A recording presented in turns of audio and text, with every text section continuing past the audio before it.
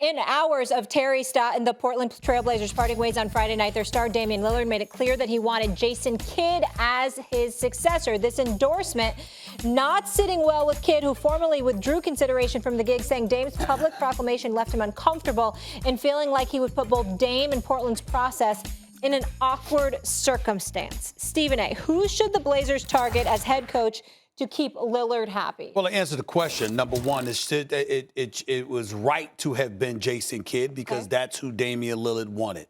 Mark Jackson, yet again, I'm going to bring up that name yet again, our colleague and analyst here at ESPN. How the hell this man don't get interviews? It's just beyond me. It's just beyond me. Mark Jackson should be interviewed by Portland. Mark Jackson should be interviewed by Boston. Mark Jackson should be interviewed for damn it any head coaching job out there in the NBA, considering what he brought to the table. Max, I'll leave a couple of names to you. I just want one name. They were on my list. I'll leave that. Chauncey Billups is a name I'm going to throw out there as well. But let me get to this Jason Kidd thing, because I will remind everybody, yeah, I know I'm doing First Take, and I got Stephen A's World, and I'm a very, very busy man in studio.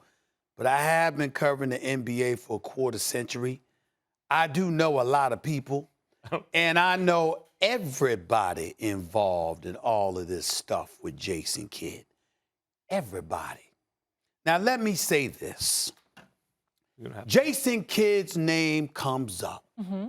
Damian Lillard throws out his name. Gave him an out. They're Oakland natives, both of them. They've known each other for years, okay?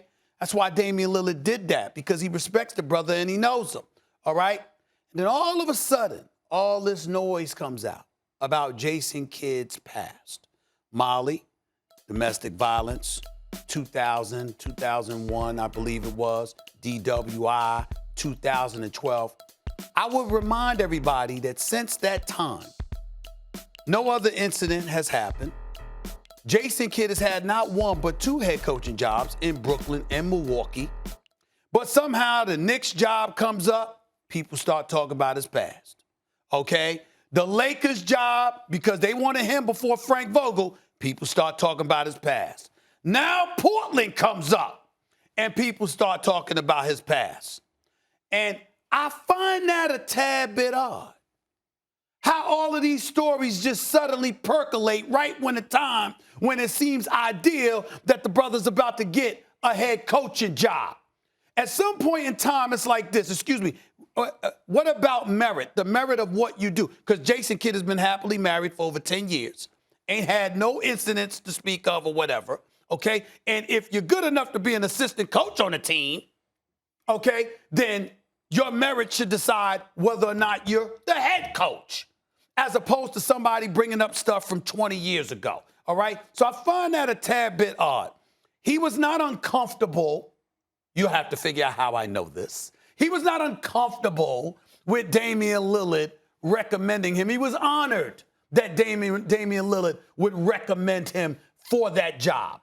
Now, Neil O'Shea is running the show in Portland, okay? And he finally decides to get rid of Terry Stott. And all of a sudden, you hear these candidates, and conveniently these stories come leaking out. Max, now you know me.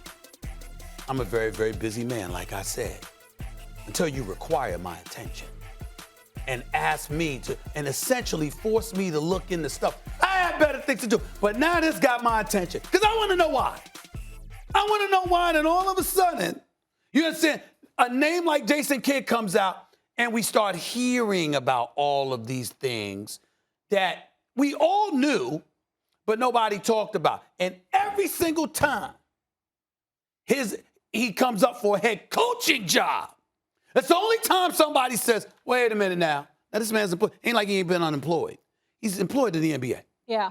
Like it's okay for him to be an assistant. It's not okay for him to be a head coach. Real quick, the way I read him saying he was uncomfortable was, it just sounds to me like maybe the Lakers job might be available before too long, and maybe he would be considered for that. It could be, but I doubt it. But that's not it. He was not uncomfortable. He was not uncomfortable. Let me say this. I'd love to see Sam Cassell. You always talk about the paucity of African-American head coaches. Well, if you go to retreads, guys who've already had jobs, you're not entering any fresh blood in there. Why not a guy who's paid his dues in the assistant ranks, Sam Cassell, a champion as a player, as a top assistant coach, get his name in there.